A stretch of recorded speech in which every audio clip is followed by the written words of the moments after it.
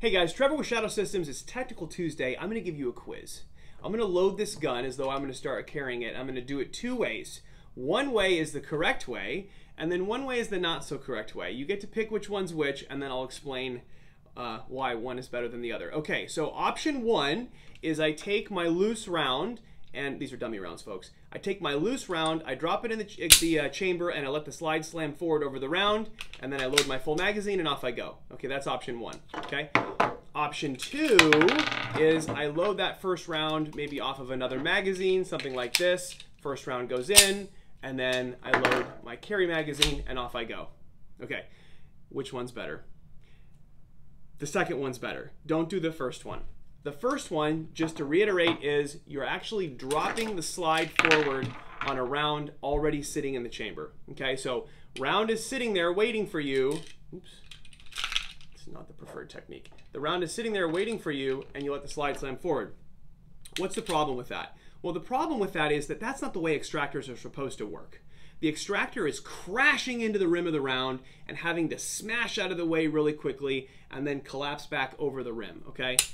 That's really not how the extractor is designed to work. And if you do it from a full slide lock and that slide's hauling forward and hits the round, it really over-rotates the extractor, okay? So if you're gonna load your pistol, don't drop the round in first. Load it from a magazine, always. If you load from a magazine, the way that round comes out, it comes out of the feed lips and then it slides up the breech face under the extractor. The extractor doesn't have to go and rotate all the way out of the way. It actually slides under the extractor, and the movement of the extractor is pretty modest. Okay, what are the problems with letting the round or letting the slide slam forward on a round?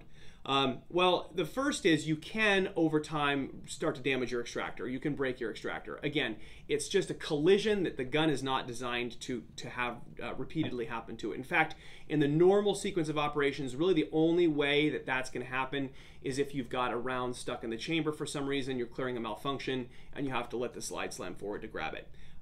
So it's an unnatural movement for the gun. If it was a 1911, I would say you're at risk for breaking your extractor. In a design like this, there's probably not as much of a risk of breaking the tooth off the extractor, but it can happen. So you don't want to do it for that reason. The other reason you don't want to do it is when that extractor is forced to over-rotate really significantly, the back of the extractor compresses the spring-loaded bearing and the plunger assembly really more than it should, and that spring-loaded bearing can start to kind of get smashed and damaged. What that can cause also when you're loading that way is if that spring-loaded bearing gets smashed or is short, then you can actually lock the extractor out. And the way that would happen is the extractor over-rotates and the firing pin safety is permitted to kind of drop down and lock the extractor out, okay? If that were to happen, in the normal sequence of firing, the trigger bar comes across the firing pin safety and it will release the extractor, or at least it should. But obviously you don't want to set yourself up in a situation where the extractor doesn't have control of the round, okay? It can also be the case that if you've locked your extractor out and you come back at the end of the day to unload your gun, when you go to unload the gun, the round is still sitting in the chamber, okay? So extractor lockouts are kind of an interesting question. Is it necessarily a huge deal? If I take my tool and I push on the extractor and I lock it out, it doesn't necessarily mean that there's something wrong with the gun, because again, in the normal sequence of operations, it would never really be an issue.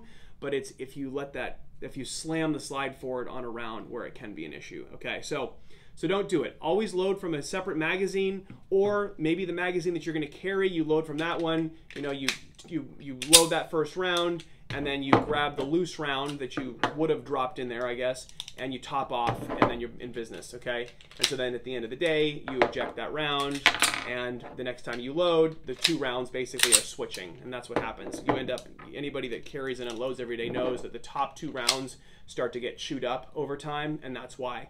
But you should load from a magazine. Don't load by dropping the round into the chamber, okay? That's the recommendation for the week. As always, if you have questions or need anything, give us a shout, and we'll see you next week. Thank you.